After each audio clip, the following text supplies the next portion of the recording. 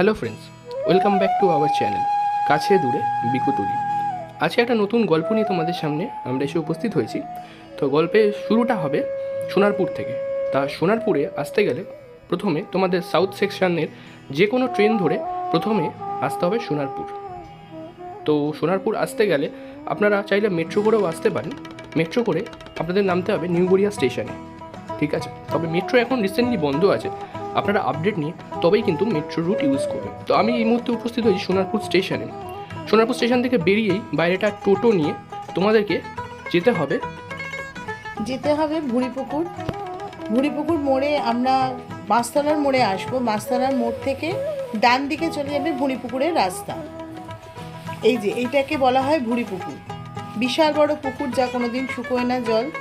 আর এই চারপাশটা খুব সুন্দর করে বাঁধানো আছে, বসে গল্প করাও যায়। এরপরে আমরা চলে এলাম বিপত্তারিণী মন্দির। মন্দিরের সামনে এটা হচ্ছে মন্দিরের এন্ট্রান্স। মন্দিরটা দুপাশ দিয়ে আসা যায়, রাজপুর দিয়েও আসা যায় ডান দিক দিয়ে, আর বাঁ পাশ দিয়ে আসতে গেলে সোনারপুর দিয়ে আসতে হয়। তো আপনারা চাইলে রাজপুর দিয়েও আসতে পারেন।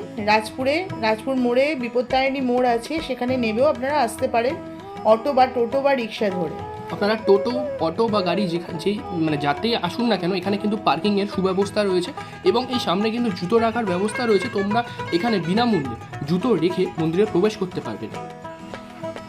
এখানে অনেকগুলোই দোকান আছে, মিষ্টির দোকান, এখানে ফলও পাওয়া যাচ্ছে, মিষ্টিও পাওয়া যাচ্ছে।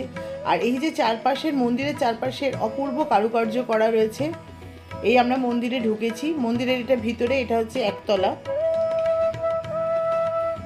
তো এখানে আপনারা দেখুন, নিচেটা খুব সুন্দর করে পাথর দিয়ে বাঁধানো। আর এখানে অনেক মূর্তি আছে, রাধাকৃষ্ণের মূর্তি আছে, নারায়ণের মূর্তি আছে, লক্ষ্মীনারায়ণের মূর্তি আছে, বিভিন্ন দেবদেবীর মূর্তি এখানে রাখা আছে।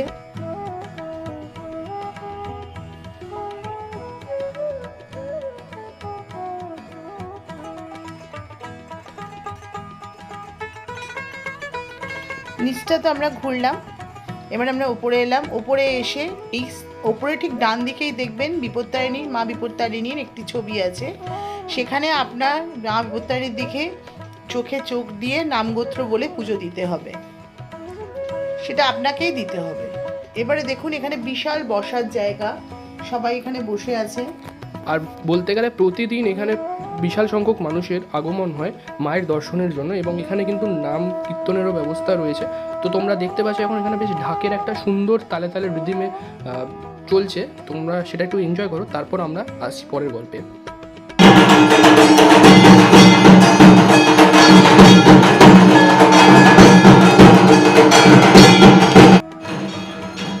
এখানে সবাই তো মার সামনে যেতে পারে না, তো চারিদিকেই বসার ব্যবস্থা এবং চারিদিকেই বড় বড় স্ক্রিন লাগানো আছে, যেখানে আরতি দেখা যাচ্ছে। দেখুন, এখানে চারপাশে স্ক্রিন লাগানো আছে, যেহেতু সবাই তো মার মূর্তির সামনে বসার জায়গা পায় না, তো সেই জন্যে চারপাশে স্ক্রিন লাগানো আছে। আপনারা ওই পুজোটাই চারদিক দিয়ে দেখতে পাবেন। দেখুন, এখানে প্রচুর মানুষের আনাগোনা, প্রচুর মানুষ আসে প্রতিদিন। আর একটা খবর দেওয়ার আছে, শিবরাত্রির জন্য 10 দিন মার পুজো বন্ধ থাকবে, মন্দিরও এখানে বন্ধ থাকবে এবং সেই পুজোটা হবে শ্মশানে, রাজপুর শ্মশানে মার পুজো হবে। তো কেউ যদি পুজো দিতে চান তো রাজপুর শ্মশানেই আপনাদের গিয়ে পুজো দিতে হবে। তারপরে যে টোটো বা অটো করে আপনারা এসেছিলেন, পারলে সেটা নিয়েই এগিয়ে চলুন আরেকটা মন্দির দেখতে, যেটা হচ্ছে বাবা দুলালেরই দুই শিষ্যের মধ্যে আরেকজনের তৈরি। এই মন্দিরটাও কিন্তু মা বিপত্তারিণী চণ্ডী বাড়ি, ঠিক আছে? এখানে কিন্তু তুলনামূলক ভিড় একটু কম। তোমরা কিন্তু এখানে মায়ের খুব ভালো দর্শন করতে পারবে এবং পুজোও দিতে পারবে চাইলে। সত্যি খুব নিরিবিলি এবং শান্ত একটা পরিবেশ। আমরা বিপত্তারিণী মন্দির ঘুরে এসেছি। আমাদের এখানে আর একটা রাধাকৃষ্ণের মন্দির আছে, তো একদম পুকুরের ধারে। তো চলুন দেখি মন্দিরটা কেমন। তো এটি হলো সোনারপুরে আরেকটি খুব সুন্দর একটা বিখ্যাত মন্দির, রাধাকৃষ্ণ মন্দির। তো এই মন্দিরের গল্প নিয়ে আমি আসবো পরের ভিডিওতে। তো এখনের জন্য টাটা। ভিডিওটা ভালো লাগলে লাইক, কমেন্ট, শেয়ার এবং চ্যানেলটা সাবস্ক্রাইব করতে ভুলবেন না।